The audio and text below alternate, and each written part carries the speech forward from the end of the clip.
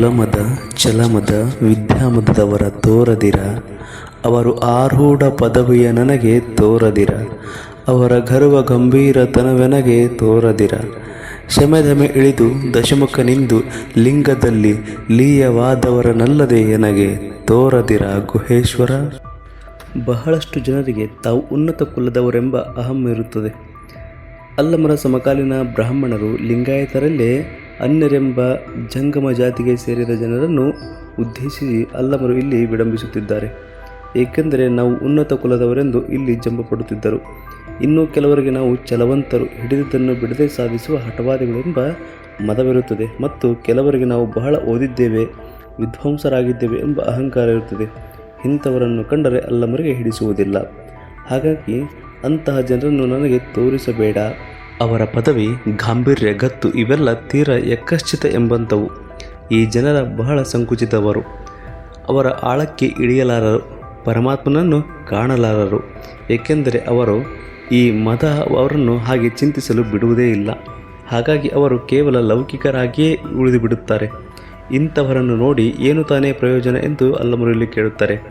ಯಾರು ಕ್ಷಮೆ, ಮನೋನಿಗ್ರಹ, ದಮೆ ಉಳಿಸಿಕೊಂಡಿದ್ದಾರೋ, ಇಂದ್ರಿಯ ನಿಗ್ರಹಗಳನ್ನು ಸಾಧಿಸಿದ್ದಾರೋ, ಯಾರಲ್ಲಿ ಮನಸ್ಸು 10 ದಿಕ್ಕಿನಲ್ಲಿ ಚಲಿಸದೆ ಲಿಂಗದಲ್ಲಿ ದೈವದಲ್ಲಿ ಲೀನವಾಗಿರುವುದೋ ಅಂಥವರನ್ನು ಮಾತ್ರ ನನಗೆ ತೋರಿಸು ಎನ್ನುತ್ತಾರೆ. ಇಂಥವರನ್ನು ನೋಡುವುದೇ ನನಗೆ ಪವಿತ್ರವಾದ ದರ್ಶನ ಎಂದು ಅಲ್ಲಮರಲ್ಲಿ ಹೇಳುತ್ತಾರೆ.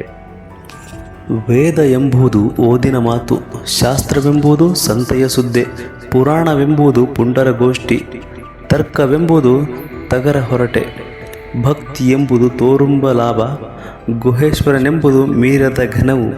ವೇದ ಎಂಬುದು ಓದಿನ ಮಾತು, ಶಾಸ್ತ್ರವೆಂಬುದು ಸಂತೆಯ ಸುದ್ದೆ, ಪುರಾಣವೆಂಬುದು ಪುಂಡರ ಗೋಷ್ಠಿ, ತರ್ಕವೆಂಬುದು ತಗರ ಹೊರಟೆ, ಭಕ್ತಿ ಎಂಬುದು ತೋರುಂಬ ಲಾಭ, ಗುಹೇಶ್ವರನೆಂಬುದು ಮೀರದ ಘನವು. ಶರಣರು ವೇದಶಾಸ್ತ್ರಗಳನ್ನು, ಪುರಾಣಗಳನ್ನು ನಿಷ್ಠೂರವಾಗಿ ನಿರಾಕರಿಸಿದ್ದಾರೆ. ಅಲ್ಲಮರು, ಬಸವಣ್ಣನವರು, ಅಕ್ಕಮಹಾದೇವರು ಮುಂತಾದ ವಚನಕಾರರು ಬಹುತೇಕ ವೇದಶಾಸ್ತ್ರ ಪುರಾಣಗಳನ್ನು ನಿರಾಕರಿಸಿದ್ದಾರೆ. ಈ ವಚನದಲ್ಲಿ ನಾವು ಇದೇ ಅಂಶಗಳನ್ನು ಸ್ಪಷ್ಟವಾಗಿ ಕಾಣಬಹುದು. ವೇದವೆಂಬುದು ಓದಿನ ಮಾತು, ಅಂದರೆ ಓದಲು ಮಾತ್ರ ಅಷ್ಟೇ. ಅದು ಪುಸ್ತಕದ ಬದನೆಕಾಯಿ ಇದ್ದಂತೆ, ಉಪಯೋಗಕ್ಕೆ ಬರುವುದಿಲ್ಲ ಎಂದರ್ಥ. ಶಾಸ್ತ್ರವೆಂಬುದು ಸಂತೆಯ ಸುದ್ದೆ, ಅಂದರೆ ಖಚಿತವಿಲ್ಲ, ಪರಸ್ಪರ ವಿರೋಧ ಭಾವಾಸಗಳಿಂದ ಕೂಡಿದ ಮಾತು. ಪುರಾಣವೆಂಬುದು ಪುಂಡರ ಗೋಷ್ಠಿ, ಅಂದರೆ ಕೆಲಸವಿಲ್ಲದ ಪುಂಡರು ಕಾಲಹರಣ ಮಾಡಲು ಸೃಷ್ಟಿಸಿದ ಹರಟೆಯ ಎಂದರ್ಥ. ತರ್ಕ ಎಂಬುದು ತತ್ವಶಾಸ್ತ್ರದ ಅಂಗಗಳಲ್ಲಿ ಕೂಡ ಇದು ಒಂದು.